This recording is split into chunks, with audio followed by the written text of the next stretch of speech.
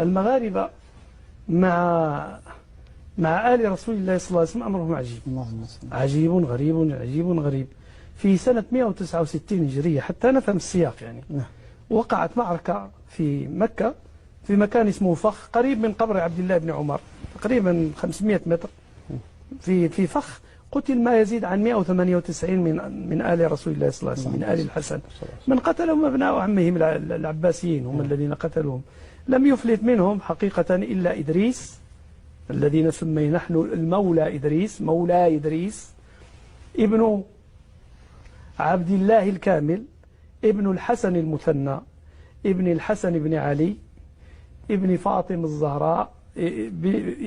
الزهراء رضي الله تعالى عنها، بنت رسول الله صلى الله عليه وسلم، من أمنا خديجة رضي الله تعالى عنها وأرضاها. هذا النسب. ففر إلى المغرب شريدا طريدا وحيدا، يعني مطلوبا. إدريس بن عبد الله بن الحسن ابن علي رضي الله عنها، زوج فاطمة رضي الله تعالى عنها. فجاء فوجد رجل متوج، ملك متوج ملك في مملكة أوربا، اسمه إسحاق بن عبد الحميد الأوربي. فعندما علم نسبه من رسول الله صلى الله عليه وسلم، لم يأتي بقبيلة ولا بشوكة ولا بأي شيء، ما معه أحد، هو بمفرده أتى بنسبه فقط وبصلته بالنبي صلى الله عليه وسلم. تنازل له عن الحكم، وهذه كبيرة جدا. يعني لو أطلقت يعني خيالك لما وقع في التاريخ الإسلامي عن الحكم، يعني مصائب، يعني مصائب كبيرة جدا. الشرف نعم، لقربه النبي عليه الصلاة والسلام. فزوجه ابنته كنزة، اسمها كنزة. فلذلك نحن كنزة عندما نقول كنزة أم الشرفاء. كنزة أم الشرفاء زوج إدريس. لا، هذه كنزة زوج إدريس. نعم. حملت منه، وما لبث أن توفي. لا ندخل في التفاصيل، من قتله كذا إلى آخره، هذا لا أريد أن أدخل فيه مرة أخرى. جميل. ثم قال المغاربة مرة أخرى سننتظر كنزة، للا كنزة. نقول نحن للا هي السيدة، السيدة من باب الشرف وصفا. نعم، هذا في اللسان الأمازيغي. للا هي للشريفة، اسم وصف، إما من آل الحسن، وآل الحسن عندنا في المغرب يعني يقول 95% من الشرفاء من المغرب من آل الحسن، هي مخصوصة بالأشراف من آل الحسن. و5% من آل الحسين. في المغرب الحسين قلة من حيث العدد.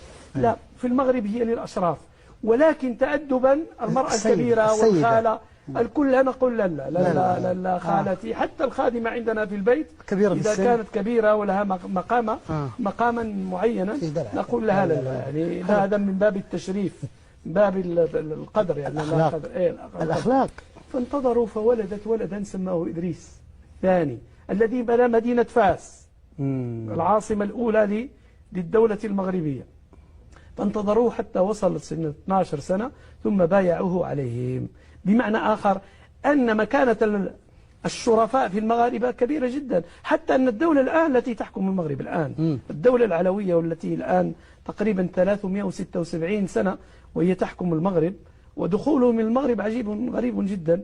جاء المغاربة حجاج فقدسوا في القدس، صلى الله تعالى أن يفك أسره من اعتداء الصهاينة الغاشمين.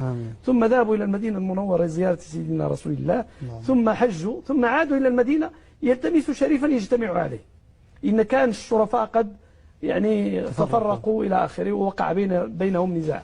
فقالوا الشرفاء هناك في ينبع على البحر الأحمر، فذهبوا إلى ينبع فوجدوا المولى القاسم بن محمد، هو المزوار ورئيس الشرفاء. نحن في المغرب نسميه المزوار، يعني شيخ الشرفاء، كبير الشرفاء. كبير الشرفاء. فقالوا نريد شريفا، نلتمس شريفا نجتمع عليه في المغرب.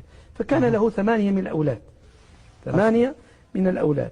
فجعل يناديهم ويسألهم سؤالا نمطيا، ويقول لهم يا ولدي إن أرسلتك إلى أرض قوم فعاملوك بالخير بما تعاملهم، قل أعاملهم بالخير، وإن عاملوك بالشر قل عاملهم بالشر، الخير بالخير والبادي أكرم، والشر بالشر والبادي أظلم. حتى وصل إلى 7 وكان اسمه الحسن.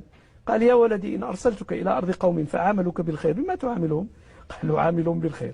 قال وإن عاملوك بالشر قالوا أعاملهم بالخير.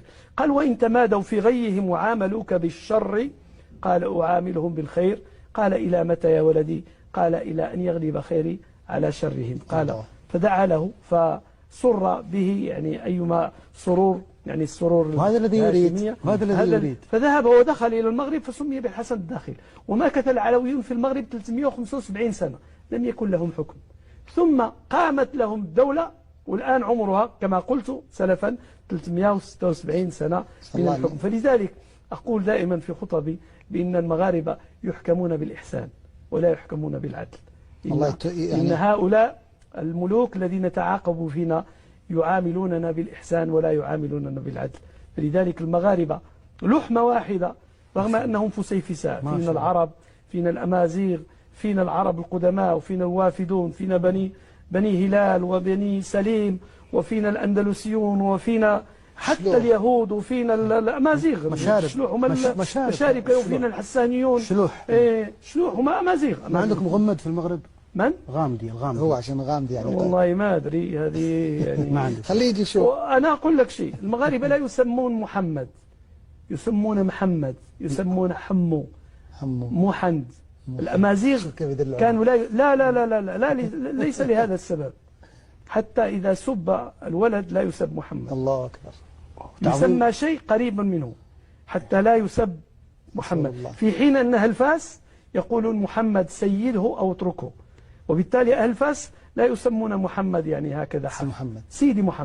سيدي محمد. فلذلك كذلك فاطمة، فطومة، فطوش، فضموش، طيطة، كذا هكذا يعني حتى لا تسب ويعتقد الإنسان أنه قد سب آل النبي عليه الصلاة والسلام. وهذا من الأخلاق ما شرط ضرب. نعم يعني فلذلك يعني حب المغاربة لآل بيت رسول الله صلى الله عليه وسلم، النساء يسمونه للا، والرجال يسموه إما سيدي محمد السادس حفظه الله وأصلحه، أو يقولون مولاي رشيد، مولاي كذا، حفظ الله الجميع وأصلح الجميع إن شاء الله تعالى. آمين آمين. والله ما شاء الله شيخنا